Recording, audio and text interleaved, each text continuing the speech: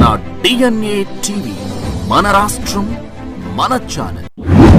నమస్కారం, వార్తలకి స్వాగతం. ఈనాటి వార్తా విశేషాలు. గత ప్రభుత్వ హయాంలో మత్స్యరంగం దెబ్బతిన్నదని, తమది ప్రజా ప్రభుత్వమని, ప్రతిపక్షానిది ఫేక్ ప్రచారమని సీఎం చంద్రబాబు విమర్శించారు. తీరం మనదే, మత్స్య సంపద మనదే అని సీఎం స్పష్టం చేశారు. నెల్లూరు జిల్లా కావలిలో జరిగిన మత్స్యకారుల సేవలో కార్యక్రమంలో 1.30 లక్షల మంది మత్స్యకారులకు 262 కోట్ల ఆర్థిక సాయాన్ని పంపిణీ చేశారు. మన తీర జలాల్లో గస్తీ పెంచి మత్స్యకారుల హక్కులు కాపాడుతామని సీఎం చంద్రబాబు ప్రకటించారు. కావలి తుమ్మల పెంటలో జరిగిన మత్స్యకారుల సేవలో కార్యక్రమంలో పాల్గొన్న ముఖ్యమంత్రి చంద్రబాబు నాయుడు వేట నిషేధ సమయంలో 1,30,796 మంది మత్స్యకార కుటుంబాలకు 261.50 కోట్లను అందించారు. ఒక్కో కుటుంబానికి 20,000 చొప్పున సీఎం ప్రసంగిస్తూ ఉండగానే లబ్ధిదారుల ఖాతాల్లో నిధులు జమ అయ్యాయి. తీరం మనదే, బోటు మనదే, వేట మనదే, ఇదే సిబిఎన్ మాట అని సీఎం స్పష్టం చేశారు. 288 కోట్లతో జువ్వలి దిన్నె ఫిషింగ్ హార్బర్ నిర్మిస్తున్నామని, చేపల వేటకు 200 మెకనైజ్డ్ బోట్లను 60% సబ్సిడీపై ఇస్తామని ప్రకటించారు. రిజర్వాయర్లు, చెరువుల్లో చేపల పెంపకం హక్కు మత్స్యకారులకే అప్పగిస్తామని, సీవీడ్ సాగుతో మత్స్యకార మహిళలకు ఉపాధి కల్పిస్తామని చెప్పారు. మత్స్య ఉత్పత్తులకు మార్కెటింగ్ మేనేజర్ గా నేనే వ్యవహరిస్తా అని సీఎం హామీ ఇచ్చారు. మిమ్మల్ని ఆర్థికంగా బలోపేతం చేయడమే ఈ హార్బర్ యొక్క ఉద్దేశం. ఇది మీ సొంతం. దీనిపైన ఫేక్ ప్రచారాలు నమ్మద్దండి. నేను ఒక విషయం ఇక్కడ చెప్పాలి. ఇన్ని సంవత్సరాలు సముద్రం ఉంది, మీ జీవితం మాత్రం మారలా. సముద్రం సంపద ఉంది, ఆ సంపద మనం ఉపయోగించుకోవాలా. చేపలు పట్టుకుంటున్నాం, కాదు గీదు అంటే ఉప్పు మండించుకుంటున్నాం. అవునా కాదా? కాదు. నా ఆలోచన చేపలు పట్టుకుంటాం, అదే సమయంలో కొత్త కొత్త టెక్నాలజీలు, సీవీడ్ కల్చర్ ఉంది, గేమ్ చేంజర్. సముద్రపు నీటితో సీవీడ్ కల్చర్ చేసి మీ జీవితాల్లో డబ్బులే డబ్బులు, డబ్బుల పండగ వస్తుందని మీ అందరికీ విజ్ఞప్తి చేస్తున్నా. ఉపాధి హామీ వస్తుంది. మా ఆడబిడ్డలు డాక్రా సంఘాలకు హామీ ఇస్తున్నా. మగవాళ్లు వేటకపోతే మీరు సీవీడ్ బండిచ్చి దాన్ని అమ్ముకుంటే ఆదాయం పెంచే మార్గాన్ని చూపించే బాధ్యత మీ అన్నగా నాదని మరొకసారి మా డాక్రా సంఘాలకు హామీ ఇస్తున్నా. రెండోది, సముద్రం మన అదృష్టం. 1000 కిలోమీటర్లు ఉండడం మన వరం. ఇక్కడ గాని సక్రమంగా ఉపయోగించుకుంటే ఇక్కడ పనిచేసే మత్స్యకారుల పిల్లలు జీవితాలు బంగారు భవిష్యత్తు అవుతాయి. ఎందుకంటున్నానంటే ఈ మాట మీరు గుర్తుపెట్టుకోవాల్సిన అవసరం ఉంది. నాగరికత ప్రారంభించింది నీళ్లు ఎక్కడుంటే అక్కడ. ఆ రోజు కృష్ణా జిల్లా ఉంది, విజయవాడ పైకొచ్చింది, ఇక్కడ సోమశిల వచ్చింది, నెల్లూరు జిల్లా పైకొచ్చింది, గోదావరి వచ్చింది, రాజమండ్రి గోదావరి జిల్లాలో పైకొచ్చాయి. రాష్ట్రంలో గ్రామీణ ప్రాంతాల ముఖ చిత్రాన్ని మార్చేలా కూటమి ప్రభుత్వం కీలక అడుగులు వేస్తోంది.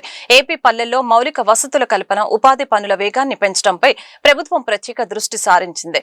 మంగళగిరిలోని తన క్యాంపు కార్యాలయంలో పంచాయతీరాజు, గ్రామీణాభివృద్ధి శాఖ ఉన్నతాధికారులు, ఇంజనీరింగ్ అధికారులతో రాష్ట్ర ఉప ముఖ్యమంత్రి పవన్ కళ్యాణ్ ఉన్నత స్థాయి సమీక్ష సమావేశం నిర్వహించారు.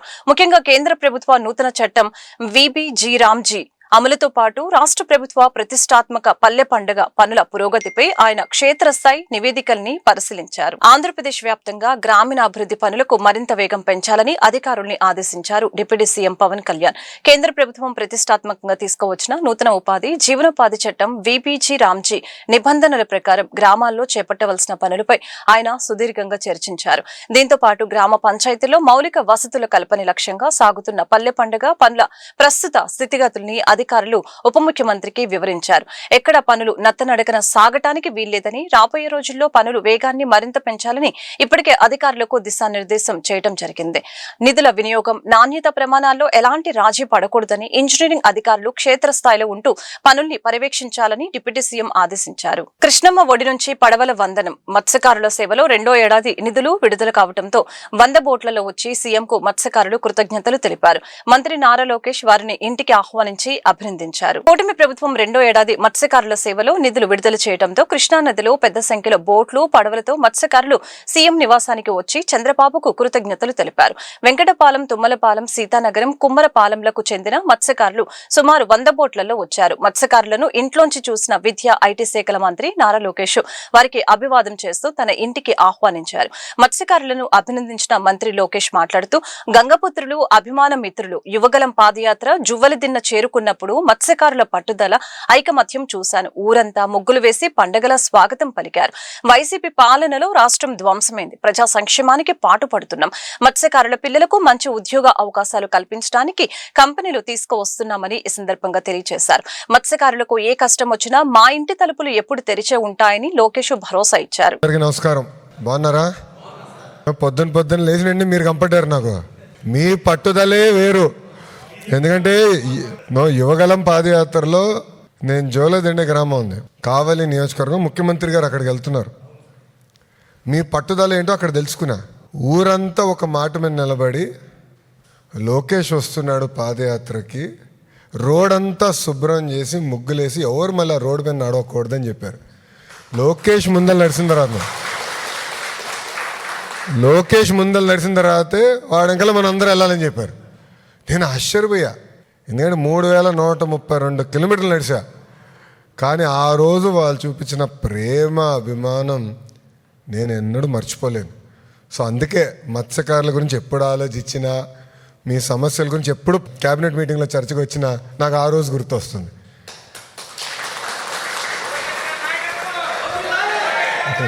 అన్నా, కానీ ఒక్క విషయం, మీ పట్టుదల, అందరూ ఒక మాట అనుకుంటే నిలబడతారే, అది మీ దగ్గర నుంచి మేము నేర్చుకోవాల్సిన అవసరం చాలా చాలా ఉంది. పార్టీలో కూడా మేము నేర్చుకోవాల్సిన అవసరం చాలా చాలా ఉంది. ఎందుకంటే ఈరోజు మీరందరూ కలిసి వచ్చారు. నేను ఎక్కడ ఫోన్ చేసి ఎవరు రమ్మని చెప్పలా. కానీ మిమ్మల్ని అందరూ చూసిన తర్వాత ఇంత దూరం వచ్చారు, ఎండల్లో ఈ వేడిలో ఉన్నారు, కొంచెం కలుద్దాం, కప్ కాఫీ, టీ తాగిన తర్వాత వెళ్దాం అనే ఆలోచన నాకు అప్పుడు వచ్చింది. మీ అందరు తెలుసు, మత్స్యకారుల సేవలో కార్యక్రమం పోయిన సంవత్సరం చేసాం, ఈ సంవత్సరం చేస్తాం, రాబోయే సంవత్సరాలు కూడా చేస్తాం. దాంతో భాగంగా కూడా ఏంటంటే మన ప్రభుత్వ అధికారంలోకి వచ్చిన తర్వాత మన కొల్లన్నట్టుగా క్యాబినెట్లో ఉన్నారు. అన్నగారి నాయకత్వంలో అనేక కార్యక్రమాలు చేసుకుంటూ వస్తున్నాం. గత ప్రభుత్వం చేసిన తప్పులు కూడా సరిదిద్దుకుంటూ వస్తున్నాం. ప్రధానంగా ఏంటంటే పిల్లల్ని బాగా చదివిస్తున్నారు, పిల్లలకి మంచి ఉద్యోగాలు, ఉపాధి కల్పించాలి, ఆ లక్ష్యంతోనే మేము పనిచేస్తున్నాం. దేశం అంతా తిరుగుతున్నాం, పెట్టుబడులు తీసుకొస్తున్నాం. కారణం ఒకటే, మన పిల్లలకి ఉద్యోగాలు కల్పించడం. ఎందుకంటే మీరు కష్టపడ్డారు, చెమటోర్చి రూపాయి జమ చేసి పిల్లల్ని బాగా పెంచి బాగా చదివిస్తున్నారు. వాళ్ళు కూడా మెరుగైన అవకాశాలు కల్పించాలి. మన వృత్తిలో కానివ్వండి, లేదా ఇతర వృత్తిలో కూడా మంచి అవకాశాలు కల్పించాలనేది మా లక్ష్యం. దానికోసం మేము అందరం కష్టపడుతున్నాం. కానీ మిమ్మల్ని చూసినాతే నేను ఈరోజు స్టన్ అయ్యా. ఎందుకంటే మనం అనుకోలేదు కదా, అట్లా అని వచ్చేసారు అందరూ. నేను పొద్దున్న లేసి అందరూ వచ్చి అప్పుడు తట్టింది, అరే మత్స్యకారుల సేవలో బాబు గారు బయలుదేరుతున్నారు కదా ఈరోజు. వైఎస్ రాజశేఖర రెడ్డి నిజమైన వారసులు కాంగ్రెస్ నాయకులు, కార్యకర్తలేనని, కేవలం ప్యాలెస్ లోకి పరిమితమై బటన్ నొక్కితే చాలని భావించేవారు ఆయన ఆశయాలకు వారసులు కారని ఏపీసీపీ చీఫ్ షర్మిల ఆరోపించారు. వైఎస్ఆర్ నిరంతరం ప్రజల మధ్య ఉంటూ సంక్షేమ పథకాలను అద్భుతంగా అమలు చేసిన మహోన్నతమైన నాయకుడని ఆమె కొనియాడారు. నగరంలోని ప్రముఖ ఫంక్షన్ హాల్లో ఏపీసీసీ చీఫ్ షర్మిల రెడ్డి ఆధ్వర్యంలో భారీ ఎత్తున కాంగ్రెస్ పార్టీ అభిమానులు పార్టీలో చేరారు. ఈ సందర్భంగా ఆమె మాట్లాడుతూ, ఏపీకి ప్రత్యేక హోదా, పోలవరం ప్రాజెక్టు, రాజధాని నిర్మాణం వంటి కీలక అంశాలను విభజన చట్టంలో పొందుపరిచిన ఘనత కాంగ్రెస్ పార్టీదేనని అన్నారు. దేశంలో ప్రజాస్వామ్యం నిలవాలన్నా, ఆంధ్రప్రదేశ్ మళ్లీ అభివృద్ధి చెందాలన్నా కాంగ్రెస్ పార్టీ అధికారంలోకి రావటం చారిత్రక అవసరమని ఈ సందర్భంగా తెలిపారు. రాహుల్ గాంధీని ప్రధానమంత్రిని చేయటమే తన తండ్రి వైఎస్ఆర్ చివరి కోరిక అని, ఆ కలను నిజం చేయటమే తన లక్ష్యమని షర్మిల వెల్లడించారు. కేంద్ర ప్రభుత్వం వరుసగా పెట్రోల్, డీజిల్ ధరలు పెంచుతూ సామాన్యులపై మొయ్యలేని భారం మోపుతుందని సిపిఐ జాతీయ కార్యదర్శి రామకృష్ణ విమర్శించారు. మన ₹3 తాజాగా మరో రూపాయి పెంచి ప్రజల ఇబ్బందుల్ని కేంద్రం గాలికి వదిలివేసిందని మండిపడ్డారు. రాజశేఖర రెడ్డి గారిని అభిమానించి ఇంత దూరం వచ్చి ఈరోజు మిగతా పార్టీలలో ఎన్నో దెబ్బలు తిని కాంగ్రెస్ పార్టీ ఐడియాలజీ వైపు చూస్తూ రాజశేఖర రెడ్డి బిడ్డ నాయకత్వాన్ని బలపరచాలని కాంగ్రెస్ పార్టీలో చేరటానికి వచ్చిన ప్రతి అన్నకు, ప్రతి చెల్లికి, ప్రతి తమ్ముడికి, ప్రతి అక్కకు నీ రాజశేఖర రెడ్డి బిడ్డ శిరస్సు వంచి చేతులు జోడించి మనస్ఫూర్తిగా నమస్కరించుకుంటూ మనస్ఫూర్తిగా స్వాగతం పలుకుతోంది.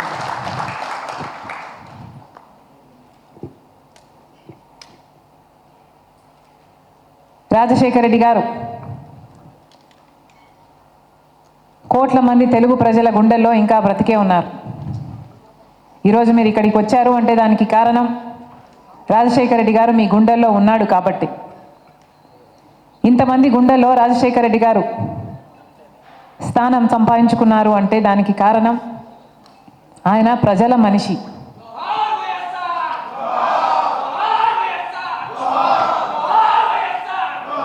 ప్రజల కోసమే బ్రతికిన మనిషి. మండుటి ఎండను సైతం లెక్క చేయకుండా పాదయాత్ర చేశాడు. ప్రజల గుండె చప్పుడు విన్నాడు. ప్రజలకు ఏమి అవసరమో అది కనుక్కున్నాడు. తర్వాత ప్రజలు ఆదరిస్తే ముఖ్యమంత్రి అయ్యాడు. ఆయన చేయాలనుకున్న మేలంతా కసితీర రాజశేఖర రెడ్డి గారు ప్రతి ఒక్కరికి పథకాలు అందాలి అన్న ఉద్దేశంతో ఏ పథకం రూపొందించినా అది అద్భుతంగా అమలు చేసి చూపాడు. ఈరోజు రాజశేఖర రెడ్డి గారి లాంటి నాయకుడు మళ్ళీ ఉన్నాడా అని వెతికితే ఎక్కడా కనిపించడం లేదు. భూతద్దం పెట్టుకొని వెతికినా రాజశేఖర రెడ్డి గారి లాంటి నాయకుడు మళ్ళీ కనిపించటం లేదు. రాజశేఖర రెడ్డి గారి వారసులమ్మను చెప్పుకుంటున్న వాళ్ళు కేవలం ఒక పాదయాత్ర చేసేసి అధికారంలోకి వచ్చేసి గొప్ప గొప్ప మేడలు మిద్దెలు కట్టుకొని సిపిఐ జాతీయ నాయకులు సిహెచ్ రామకృష్ణ మంగళవారం దాసరి భవన్లో మీడియాతో మాట్లాడారు. ఈ సమావేశంలో సిహెచ్ రామకృష్ణ, రాష్ట్ర కార్యదర్శి గుజ్జుల ఈశ్వరయ్య తదితరులు పాల్గొని మాట్లాడారు. ప్రధాని మోదీ అమెరికా మాజీ అధ్యక్షుడు ట్రంప్ కు బానిసలా వ్యవహరిస్తూ ఆయన చెప్పిన ఆర్థిక విధానాలని దేశంలో అమలు చేస్తున్నారని మండిపడ్డారు. ఇంధన ధరల పెంపు వల్ల నిత్యావసర వస్తువుల ధరలు ఆకాశాన్ని అంటుతున్నాయని, రైతుల పరిస్థితి కూడా అత్యంత దీనంగా తయారైందని ఆవేదన వ్యక్తం చేశారు. ప్రభుత్వ సంపదను అంబానీ, ఆదానీలకు దోచిపెడుతున్న తీరును ఎండకట్టేందుకు ఆగస్టు 6 నుంచి 15 వరకు దేశవ్యాప్తంగా ప్రచార కార్యక్రమాలు నిర్వహిస్తామని అన్నారు. అలాగే కేంద్ర ప్రభుత్వ ప్రజా వ్యతిరేక విధానాలపై సెప్టెంబర్ 28న చలో ఢిల్లీ కార్యక్రమం చేపట్టనున్నట్లు వెల్లడించారు. ఆంధ్ర అన్న జై అమరావతి అన్న ఏం తప్పు లేదు. మరి పవన్ కళ్యాణ్ గారికి అమరావతి పైన ఉన్నట్టుండి ఎందుకు మొహం వచ్చిందో దానికి ఆయన సమాధానం చెప్పాలి. ఈ అమరావతి విషయంలో కూడా మేము స్పష్టంగా చెప్పేది ఏమంటే, సిపిఐగా మేము ముందు నుంచి కూడా ఈ విజయవాడ అమరావతి రాజధానిగా ఉండాలనే విషయంలో మేము స్పష్టంగా ఒకే వైఖరితో ఉన్నాము. దానికి మద్దతు ఇస్తూ ఉన్నాం. కానీ చంద్రబాబు నాయుడు గారు అనుసరిస్తున్న విధానం ఫలితంగా పాపం అభిమానించే వాళ్ళలో కూడా కొంతమంది దూరం అయ్యే పరిస్థితి వస్తూ ఉంది. కారణం ఏమంటే, రాష్ట్రానికి రాజధాని కావాలి, ఒక నగరం కావాలని మేమంతా కోరుకుంటున్నాం తప్ప, కానీ చంద్రబాబు నాయుడు గారు చెప్పినట్లుగా మొత్తం వేలాది ఎకరాల భూములన్నీ కూడా తీసుకొని, భూములన్నీ కూడా తన అధీనంలోకి తెచ్చుకొని మొత్తం అంతా అరచేతిలో వైకుంఠం చూపడము, దానికోసం అప్పులు చేయడాన్ని మాత్రం ఎవరూ సమర్థించడం లేదు. నీవు ఇవాళ ఇప్పటికే ఈరోజు మీరు అధికారంలోకి వచ్చి 2 ఏళ్ళు అవుతా ఉంది. మీరు దానికోసం అప్పులు తెస్తూ ఉన్నారు. మరి కేంద్రంలో ఇక్కడ 2 చోట్ల మేమే అధికారంలో ఉన్నాం, డబుల్ ఇంజన్ సర్కార్ ఉంది, బ్రహ్మాండంగా చేస్తున్నామని చెప్తా ఉన్నావు. మరి అక్కడ చేసి చూపాలో తప్ప మీరు ఇంకా ఇది కాదు, ఇంకా 50,000 ఎకరాల భూములు తీసుకుంటాం, భూములన్నీ కూడా మా అధీనంలోకి తెచ్చుకుంటాం, మా ఇష్టానుసారం మేము చేస్తామంటే అది ప్రజలు హర్షించడం లేదు. పైగా నువ్వు బలవంతంగా ఎందుకు పోయి చేస్తావు? నిన్ననే తాడేపల్లికి సంబంధించిన వాళ్ళు రైతులందరూ పోయి గుంటూరు కలెక్టరేట్ దగ్గర ధర్నా చేశారు. వారు ఉండవల్లి వారు నిన్న వారు ఎందుకు నువ్వు బలవంతంగా అక్కడ పోతా ఉన్నావు నేను అడుగుతా ఉన్నా. ఆల్రెడీ రాష్ట్ర ప్రభుత్వం చేతిలో 56,000 ఎకరాల భూములు ఉన్నాయి. అది కాదని ఆ పెదపరిమి అక్కడ పోయి నువ్వు అక్కడ కూడా కొన్ని భూములు తీసుకున్నావు. కాబట్టి బలవంతపు భూసేకరణ తక్షణమే ఆపాలి. నంబర్ 1. నంబర్ 2, పారదర్శకంగా పనులు చేపట్టాలి. ఇవాళ నువ్వు ఢిల్లీలో కంటే కూడా ఇక్కడ ఎక్కువ రేట్లు పెట్టి చేస్తున్నారని చెప్తే దానికి మీ దగ్గర సమాధానం లేదు. మీరు ఎందుకు ఇవాళ విచ్చలవిడిగా ఖర్చు పెడతా ఉన్నారో దానికి మీరు సమాధానం చెప్పండి. మీరు అరచేతిలో వైకుంఠం చూపడానికి ప్రపంచంలో ఎక్కడా ఇలాంటి నగరమే లేదని మీరు ప్రచారం చేసుకుంటూ మొత్తం ప్రచార ఆర్భాటంలో మునిగి తేలుతా ఉన్నావు. నిన్న ముఖ్యమంత్రి చంద్రబాబు నాయుడు గారి ఇరిగేషన్ ప్రాజెక్టులకు సంబంధించిన సమీక్షలో కూడా అదే జరిగింది. నీకు ప్రయారిటీ సరిగా లేవని చెప్పదలుచుకున్నాం మేము. నీకు ప్రయారిటీ సరిగా లేవు. 1995లో మొదటిసారి ముఖ్యమంత్రి కానప్పుడు నువ్వు ప్రారంభించావు అందరి నీవా. ఈరోజు కూడా పూర్తి గాలేరు నగర్ ఆనాడు పూర్తి ప్రారంభించారు. విజయవాడ సెంట్రల్ నియోజకవర్గంలో అభివృద్ధి పనుల జోరు కొనసాగుతుంది. గుణదల పడవల రేవు సెంటర్ పరిధిలోని పాత ధోబీఘాట్ స్థానంలో 16 లక్షల రూపాయల వ్యయంతో నిర్మించనున్న నూతన ధోబీఘాట్ పనులకి శంకుస్థాపన జరిగింది. ప్రభుత్వ విప్ స్థానిక శాసనసభ్యులు బోండా ఉమామేశ్వరరావు రజక సంఘ ప్రతినిధులతో కలిసి ఈ నిర్మాణ పనుల్ని అధికారికంగా ప్రారంభించారు. కూటమి ప్రభుత్వం అధికారంలోకి వచ్చిన 21 నెలల్లోని నియోజకవర్గంలో 340 కోట్ల రూపాయలతో మౌలిక వసతుల కల్పన పూర్తి చేశామని ఈ సందర్భంగా బోండా ఉమా స్పష్టం చేశారు. విజయవాడ గుణదల పడవల రేవు సెంటర్ లో రజక సోదరుల దశాబ్దాల కళ నెరవేరబోతోంది. ఇక్కడి పాత ధోబీఖానా స్థానంలో 16 లక్షల రూపాయల అంచనా వ్యయంతో సరికొత్త మౌలిక వసతులతో కూడిన నూతన ధోబీఘాట్ నిర్మాణానికి ఎమ్మెల్యే బోండా ఉమామేశ్వరరావు భూమి పూజ చేశారు.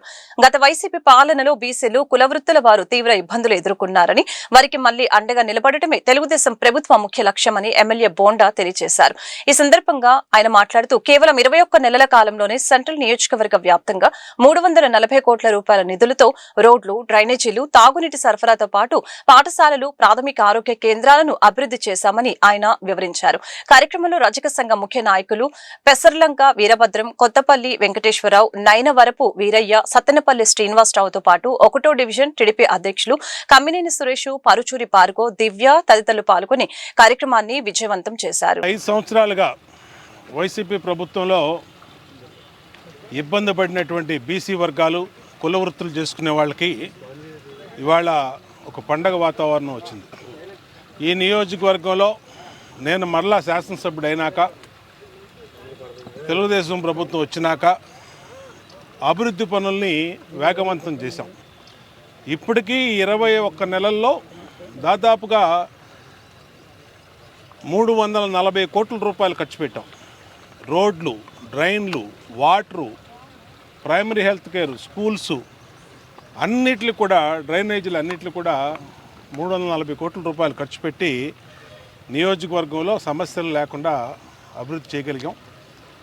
అట్లాగే పార్లమెంట్ సభ్యుడు కేసినేని శివనాథ్ చిన్ని సహకారంతో ఇవాళ ఆర్యూబీలు గుణదల్లో ఎప్పుడో ఆర్ఓబీలు మరి ఎప్పటి నుంచో కోరుతున్నారు. దాంట్లో 316 శాంక్షన్ అయిపోయింది.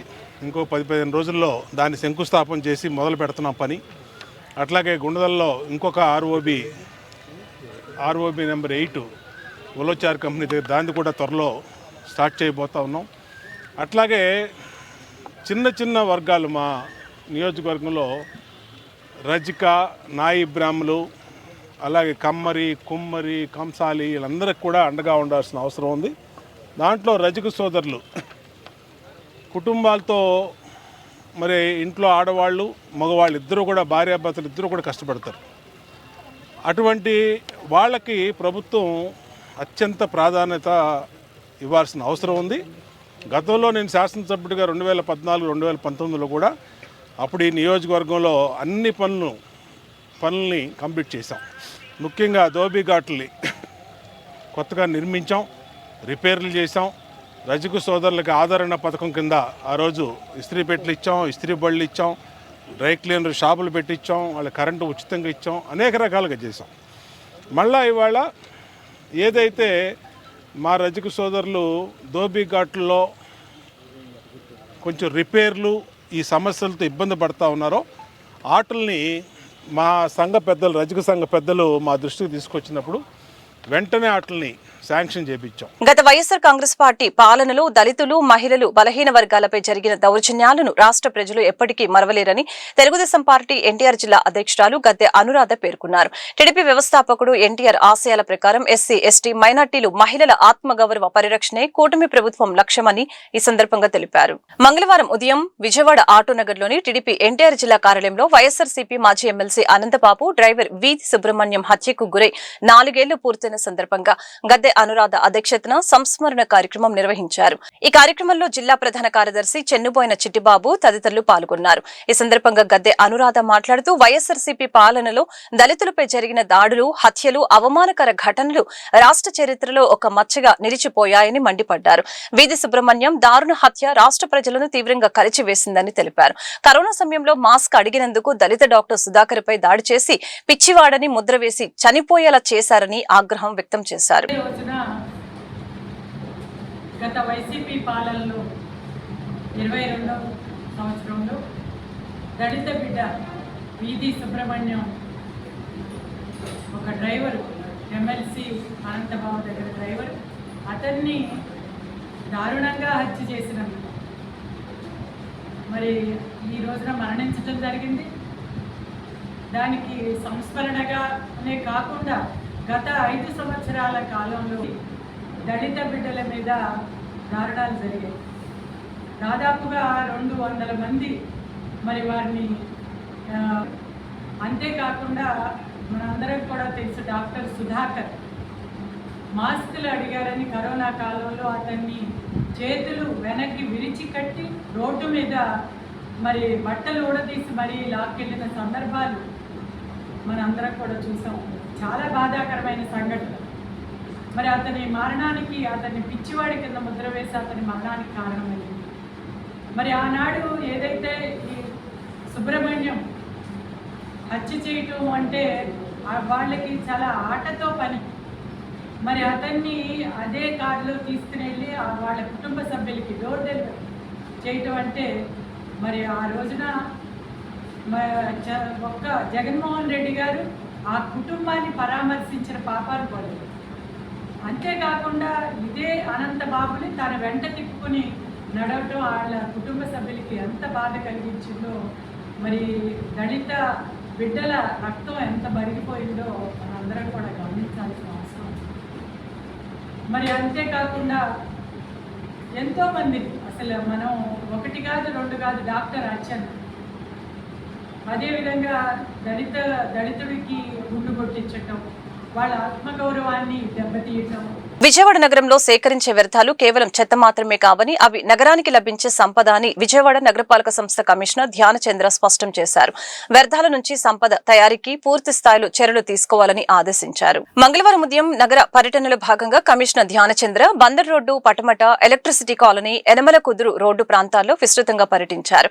అక్కడ జరుగుతున్న పారిశుద్ధ నిర్వహణ, తడి చెత్త సేకరణ మరియు వర్మీ కంపోస్టు తయారీ విధానాలను క్షేత్రస్థాయిలో పరిశీలించడం జరిగింది. క్యాంటీన్ పరిసరాల్లో పారిశుద్ధ నిర్వహణ, తాగునీరు మరియు వాడుక నీటి సరఫరాలో ఎలాంటి లోపాలు లేకుండా నిరంతరం పర్యవేక్షించాలని అధికారుల్ని ఆదేశించడం జరిగింది. ఈ క్షేత్రస్థాయి పర్యటనలో zonal commissioner K Shammi, executive engineer సామ్రాజ్యం, assistant city planar Mohan Babu మరియు ఇతర నగరపాలక సంస్థ అధికారులు తదితరులు పాల్గొన్నారు. విజయవాడ సెంట్రల్ నియోజకవర్గంలో పేదలే లక్ష్యంగా P4 పథకం ద్వారా సేవా విప్లవం కొనసాగుతూ ఉంది. ప్రభుత్వ విప్ ఎమ్మెల్యే బోండా ఉమామేశ్వరరావు సూచనలతో టీడీపీ యువ నాయకులు బోండా సిద్ధార్థ, రవితేజలు తమ సొంత నిధులతో ప్రజాసేవలో దూసుకుపోతున్నారు. గత ప్రభుత్వ బాధితులకు, నిరుపేదలకు తామున్నామంటూ బోండా కుటుంబం భరోసా ఇస్తోంది. విజయవాడ సెంట్రల్ నియోజకవర్గంలో పేద, బడుగు, బలహీన వర్గాల సంక్షేమమే ధ్యేయంగా సేవా కార్యక్రమాలు ముమ్మరంగా సాగుతూ ఉన్నాయి. ఎమ్మెల్యే బోండా ఉమామేశ్వరరావు పిలుపుతో యువ నాయకుడు బోండా సిద్ధార్థ సొంత నిధులతో నిరుపేద కుటుంబాలకు అండగా నిలుస్తూ ఉన్నారు. ఇప్పటికే ఎంతో మందికి తోపుడు బండ్లు, ఇస్త్రీపెట్టెలు, టిఫిన్ బండ్లు పంపిణీ చేసి ఉపాధి కల్పించిన బోండా బ్రదర్స్ చదువుకోలేని పేద విద్యార్థుల్ని దత్తత తీసుకుని ఫీజులు చెల్లిస్తూ మానవత్వాన్ని చాటుకుంటున్నారు. మందులు కొనడానికి కూడా పైసలు లేక ఇబ్బందులు పడుతున్న దుర్గారావు పరిస్థితిని తెలుసుకున్న బోండా సిద్ధార్థ స్వయంగా ఆయన ఇంటికి వెళ్లారు. బాధితుడిని పరామర్శించి తన సొంత నిధుల నుంచి 4,000 రూపాయల పెన్షన్ నగదును అందజేశారు. అంతేకాదు ప్రతి నెల ఆ కుటుంబానికి పెన్షన్ ఇస్తానని ఈ సందర్భంగా భరోసా ఇచ్చారు. సెంట్రల్ నియోజకవర్గంలో ఆపదలో ఉన్న ప్రతి ఒక్కరిని ఆదుకుంటారు. ఈ సేవా యజ్ఞం నిరంతరం కొనసాగుతుందని తెలుగుదేశం పార్టీ నాయకులు స్పష్టం చేశారు. జగన్ ఎక్కడమే తీసేశాడు, పెన్షన్ తీసేశాడు. ఇవి తీసేసిన తర్వాత ఈ పెద్ద బాబు ఇస్తానని వాగ్దానం చేశారు బాబు అని చెప్పనేసి ఈరోజు నాకు పెన్షన్ ఇచ్చారు. నమస్తే. నా పేరు కే శృతి అండి. మా అమ్మగారు బాగా నచ్చాయమ్మ. ఆమెకి పుట్టుకతోనే హ్యాండిక్యాప్ట్. గత హయాంలో జగన్ గారు మా అమ్మగారికి కరెంటు దాని మీద పెట్టి పింఛన్ తీసేశారండి. అప్పటి నుంచి మా అమ్మకి మా నాన్నగారు లేరు, మగ పిల్లలు లేరు, నేను ఒకదాన్ని ఆడపిల్లని ఏదో రకంగా చూసుకుంటూ వచ్చానండి. కానీ మా ఎమ్మెల్యే గారు బోండా ఉమామేశ్వరరావు గారు దగ్గరికి అమ్మని తీసుకొని వచ్చాము. బోండా సిద్ధార్థ బాబు మా అమ్మగారి విషయం ఇలా చెప్తే, లేదమ్మా నేను ఇస్తాను ప్రతి నెల పింఛన్ అని చెప్పేసి మా అమ్మగారు మాట ఇచ్చారండి. అదే మాట నిలబెట్టుకొని ఈరోజు మా అమ్మగారికి పింఛన్ ఇచ్చారండి. నాకైతే చాలా ఆనందంగా ఉంది. ఎందుకంటే మా అమ్మగారిని మేము సరిగ్గా చూసుకోలేకపోతున్నాను. ఒకదాన్న ఆడపిల్లని, నాకు కూడా భర్త లేరు, నేను నా కుటుంబాన్ని పోషించుకోలేకపోతున్నాము. కానీ మా అమ్మకి ఈరోజు పింఛన్ ఇచ్చారండి. మాకు ఒక తోడపుట్టిన వాళ్ళలాగా మా మహేశ్వరరావు గారు మా తోడపుట్టిన వాళ్ళలాగా, మా అమ్మకి ఒక కొడుకులాగా పింఛన్ ఇచ్చారండి. మాకు చాలా ఆనందంగా ఉంది. ఆయన రుణం ఎప్పటికీ తీర్చుకోలేమండి. నమస్కారం. ప్రసాదరావు అండి. మా అబ్బాయి పేరు మోర్ల దుర్గారావు. అండి. కరెంటు బిల్లు ఎక్కువ వచ్చిందని చెప్పి జగన్ ప్రభుత్వంలో పింఛన్ ఆపేశారండి. బొన్నమ్మ గారు దగ్గరికి వచ్చి ఎమ్మెల్యే గారి దగ్గరికి వస్తే గత 5 నెలల నుంచి పింఛన్ ఇస్తున్నారండి మాకు. ధన్యవాదాలండి. ఉండి నియోజకవర్గంలో డిప్యూటీ స్పీకర్ రఘురామకృష్ణంరాజు నియంతృత్వ ధోరణిలో వ్యవహరిస్తూ మతాల మధ్య విద్వేషాలు రెచ్చగొడుతున్నారని ఏపీ క్రిస్టియన్ సొసైటీ ప్రతినిధులు ఆరోపించారు. ఆకువీడు ప్రాంతంలో క్రైస్తవుని లక్ష్యంగా చేసుకుని వారి మనోభావాలు దెబ్బతినేలా రఘురామ వ్యవహరిస్తున్నారని మండిపడ్డారు. మంగళవారం గాంధీనగర్ ప్రెస్ క్లబ్ లో ఏపీ క్రిస్టియన్ సొసైటీ ఆధ్వర్యంలో మీడియా సమావేశం జరిగింది. ఈ సమావేశంలో సొసైటీ నిర్వాహకులు Arun Arusu, pastor Kumpatla James, K Eshwar Daniel, S Honey Johnson తదితరులు పాల్గొని మాట్లాడారు. క్రైస్తవ్యాన్ని నిర్మూలిస్తానని, చర్చిల్ని కూల్చివేస్తామని రఘురామకృష్ణంరాజు చేస్తున్న వ్యాఖ్యలు యావత్ క్రైస్తవ సమాజానికి బాధ కలిగిస్తున్నాయని తెలిపారు. ఒక పార్టీలో గెలిచి మరో పార్టీలోకి మారే రఘురామకృష్ణంరాజుకి మత మార్పిడుల గురించి మాట్లాడే నైతిక హక్కు లేదని, బైబిల్ను, క్రైస్తవ్యాన్ని హేళన చేయటం తగదని, రాజ్యాంగ విరుద్ధమైన ఇటువంటి చర్యల్ని ఉండి నియోజకవర్గ ప్రజలతో పాటు తామంతా తీవ్రంగా వ్యతిరేకిస్తున్నామని చెప్పారు. మసీహా పరిషత్ చీఫ్ అడ్వైజర్ నేను. మీడియా సమావేశానికి వచ్చిన మరి ప్రింట్ మీడియా, ఎలక్ట్రానిక్ మీడియా మిత్రులందరికీ నా హృదయపూర్వక వందనాలు, నమస్కారాలు. ఎందుకంటే మీడియా సమావేశం చేయడం నేటి విలేకరులు, మీడియా మిత్రులు ఘటనాఘట సమర్థులు మీరు. కాబట్టి క్రైస్తవులపై జరుగుతున్న ఇటీవల కాలంలో గమనిస్తే ఆంధ్రప్రదేశ్లో ఒకప్పుడు కులం చుట్టూరు రాజకీయాలు తిరిగాయి, ఇప్పుడు మతం చుట్టూరు రాజకీయాలు తిరుగుతున్నాయి. ఇటీవల కాలంలో ఉండి నియోజకవర్గంలో గౌరవనీయులు మరి శాసన డెప్యూటీ స్పీకర్ రఘురామకృష్ణరాజు గారు మరి ఎందుకో ఒక సంఘ్ పరివార్ ఆలోచన విధానంతో క్రైస్తవులమై విషం చిమ్ముతున్నారు. మైనారిటీస్ మీద, క్రైస్తవుల మీద, దళిత క్రైస్తవుల మీద, క్రైస్తవ భక్తుల మీద ప్రత్యేకించి వాళ్ళని బాడీ షేమ్ చేస్తూ ఆయన చాలా భయాందోళనకు గురి చేస్తున్నారు. ఇప్పుడు మీరు దళిత క్రైస్తవులు కదా, మీరు ఏ సర్టిఫికేట్తో మీరు ఉద్యోగం చేస్తున్నారో ఆ సర్టిఫికేట్ అన్ని క్యాన్సిల్ అయిపోతాయని భయానికి గురి చేస్తున్నారు. అసలు ఏ సర్టిఫికేట్, క్రిస్టియన్స్ అంటే అది యేసు ప్రభువుని ఇష్టపడి చర్చికి వెళ్ళడం వేరు, ఆ మతాన్ని ఇష్టపడి బాప్టిజం తీసుకొని ఆచరణ చేయడం. ఈ వార్తలు ఇంతటితో సమాప్తం. మరొక బులెటిన్ మళ్ళీ కలుద్దాం. నమస్కారం.